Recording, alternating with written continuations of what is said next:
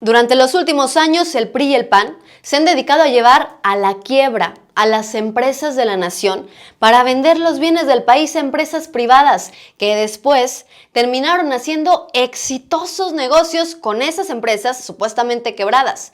Incluso algunos de esos empresarios se ostentan actualmente como los más ricos del país. Hoy, con la propuesta de la reforma eléctrica, el discurso de la oposición no ha cambiado. Dicen que la CFE está en la quiebra porque ellos se aseguraron de llevarla a la crisis y que la reforma afectaría la economía de las familias mexicanas, ahuyentará la inversión y creará un monopolio en CFE, cuando en realidad la reforma propone que la CFE genere el 54% de la energía y la iniciativa privada el 46%.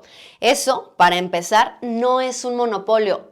Es la búsqueda de piso parejo, en donde el Estado pueda garantizar el suministro de electricidad, evitar alzas en las tarifas eléctricas y además fortalecer a la CFE sin dejar fuera en ningún momento al sector privado. Por otra parte, argumentar que el costo de la generación de energía por parte de CFE es un 253% más caro que en el sector privado es un absurdo si no se explica el contexto.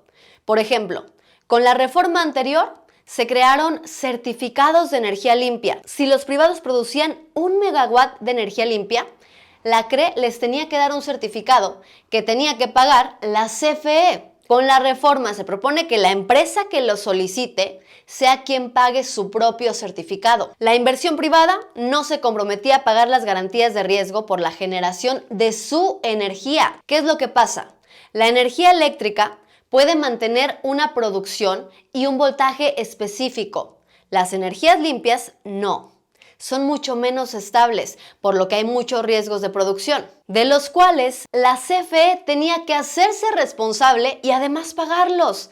La nueva reforma propone que sean las empresas privadas quienes se hagan responsables de sus riesgos, que ellos paguen esas garantías. La CFE financia a las empresas subsidiándolas y eso es una carga que se refleja en los recibos de luz. Con la reforma se propone desaparecer la Comisión Reguladora de Energía y la Comisión Nacional de Hidrocarburos, porque todos estos órganos independientes estaban totalmente ajenos a la planeación nacional y deben ser parte de la Secretaría de Energía con su función de reguladores, pero eso sí, con un orden y planeación adecuados. Con la reforma energética de Peña Nieto, se perdió inversión.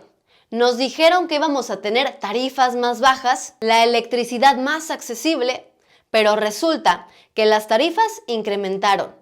CFE perdió mercados y la obligaron a comprar electricidad a los privados, a endeudarse y además fraccionaron a la comisión. La dividieron en subsidiarias que estaban legalmente ajenas la una de la otra.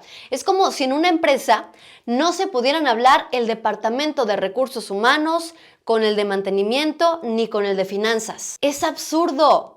Por eso se está proponiendo cancelar por completo esa separación. Entonces aquí, evidentemente, la única economía de familias mexicanas que se verá afectada será la de familias como la de Felipe Calderón, que en cuanto la ley se lo permitió, se convirtió en consejero de Avangrid, filial de Iberdrola, el principal operador de energía privado del país, o su secretaria de energía, Georgina Kessel, consejera de Iberdrola, o la de los funcionarios corruptos que acostumbran a regalar contratos y vender los bienes del país al mejor postor sin importarles el bienestar del pueblo.